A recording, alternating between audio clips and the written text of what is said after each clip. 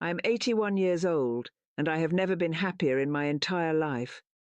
Not because I won the lottery, not because I found late-in-life romance, but because I finally stopped chasing happiness, and it found me. My name is Eleanor. I was born in 1944 into a middle-class family that believed happiness was a checklist.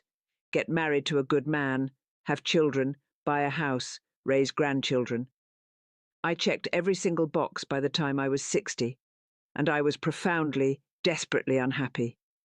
At 30, I thought I'd be happy when my children started school. They did. I wasn't happy. At 40, I thought I'd be happy when we bought a bigger house. We did. I wasn't happy. At 50, I told myself I'd be happy when I retired. I retired, still not happy. At 60, I was certain that grandchildren would finally bring me joy. They came, and while I loved them, the emptiness persisted. I spent 60 years postponing happiness to when, always when this happens, when that changes, when life finally gets easier. I was waiting for happiness like it was a destination I'd arrive at if I just kept moving forward. My husband Robert died when I was 75. We'd been married for 58 years. At his funeral, surrounded by flowers and sympathetic faces, I had a realization so brutal it nearly broke me. Robert died without ever seeing me genuinely happy, and I never saw him genuinely happy either.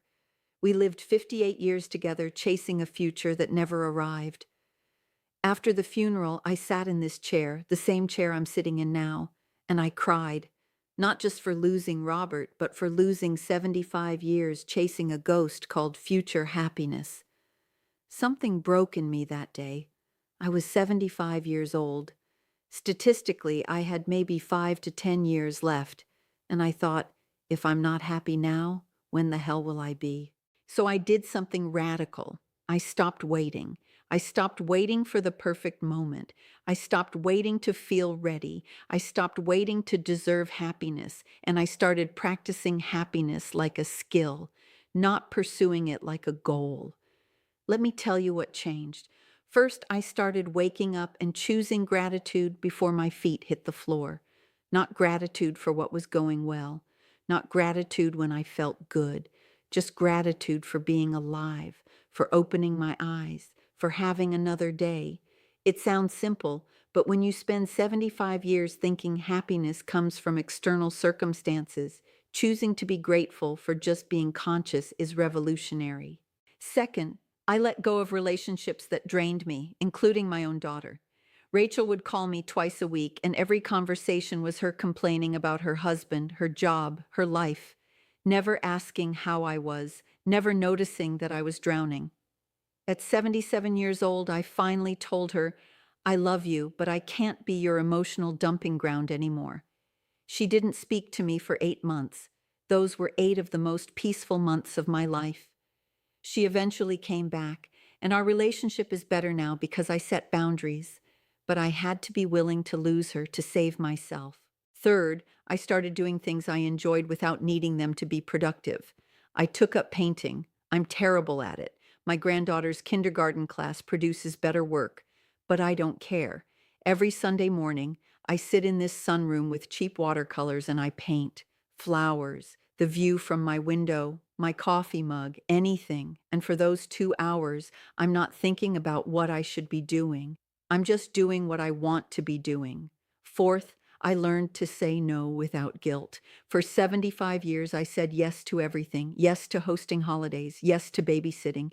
Yes to volunteer committees. Yes to visits I didn't want. I said yes because I thought being needed meant being loved. At 78, I started saying no.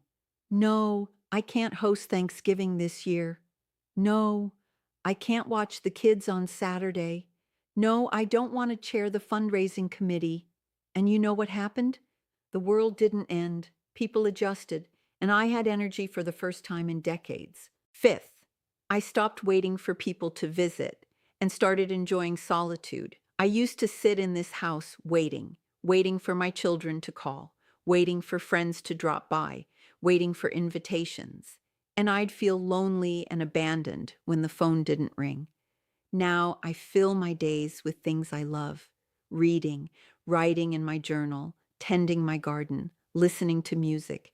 And when people do visit, it's a lovely addition to an already full life, not a rescue from an empty one. Sixth, I forgave myself. This was the hardest one. I spent years angry at myself for wasting 75 years, for not figuring this out sooner, for raising my children while being miserable, for failing to give Robert a happy wife. But somewhere around 80, I realized I did the best I could with what I knew. My parents taught me to postpone happiness. Society taught me that. I was just following the program, and beating myself up for not knowing what I wasn't taught is just another form of self-torture. Seventh, and this is the most important one, I stopped treating happiness as something I had to earn or achieve. Happiness isn't a prize for good behavior. It's not a reward for checking all the boxes. It's a practice, a choice, a muscle you strengthen by using it. Every morning, I wake up in this modest house that I once thought was too small. I make coffee in the mug my granddaughter painted for me when she was 7. It has a chip on the rim, but I love it more than any perfect thing I own. I sit in this chair by the window and I watch the light change. I write in this journal that no one will ever read. I tend to these plants that serve no purpose except to be green and alive. And I'm happy. Not happy like champagne bubbles. Not happy like winning something. Just content, present, alive in this moment without wishing it was different. People ask me sometimes, Eleanor, what's your secret? And I tell them, there is no secret. There's only stopping. Stopping the chase. Stopping the wait. Stopping the belief that happiness lives in the future. You know what's wild? I'm 81 years old. I have arthritis in my hands. My back hurts when I garden too long. I can't drive at night anymore. I've lost my husband, some friends, my physical strength. On paper, I should be less happy than I was at 30, but I've never been happier. Because happiness isn't about having more or being more. It's about accepting what is and finding joy in the simple fact of being here. My daughter asked me recently, Mom, do you regret all those years you spent unhappy? And I thought about it, really thought about it. And I told her, I regret that I suffered unnecessarily, but I don't regret the journey because it brought me here, to this chair, to this moment, to this peace. If you're 30 or 40 or 50 and you're telling yourself, I'll be happy when, let me tell you something from the other side of that story. There is no when. There's only now. This moment, this breath, this day. You can spend your whole life waiting for circumstances to align perfectly, or you can choose to be happy with imperfect circumstances. I wasted 75 years waiting. I've spent 6 years choosing, and these 6 years have held more genuine joy than the previous 75 combined. I'm not telling you this to make you feel bad if you're struggling. I'm telling you this because I don't want you to wake up at 75 after everyone you love is gone or distant and realize you postponed your life for a fantasy. Happiness isn't out there waiting for you to find it. It's here, in the small moments you're probably overlooking while you scan the horizon for something bigger.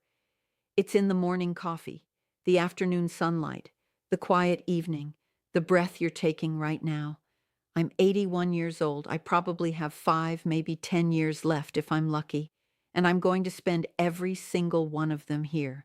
Not in the past, wishing I'd done things differently. Not in the future, hoping things get better. But here, now, in this moment.